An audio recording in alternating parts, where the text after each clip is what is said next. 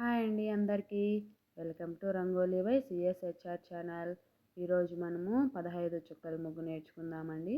ఈ ముగ్గు కోసం మనము 15 చుక్కలు, సందు చుక్క, 8 చుక్కలు వచ్చే వరకు తీసుకోవాలి. చాలా బాగుంటుందండి ముగ్గు. చాలా ఈజీగా వేసుకోవచ్చు. సింపుల్గా ఎలా వేసుకోవాలో నేను నేర్పిస్తానండి. మీకు నచ్చితే లైక్ చేయండి, మీ ఫ్రెండ్స్కి షేర్ చేయండి, కామెంట్ చేయండి.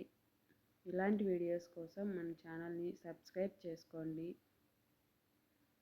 వీడియో ఎక్కడ స్కిప్ చేయకుండా లాస్ట్ వరకు చూడండి.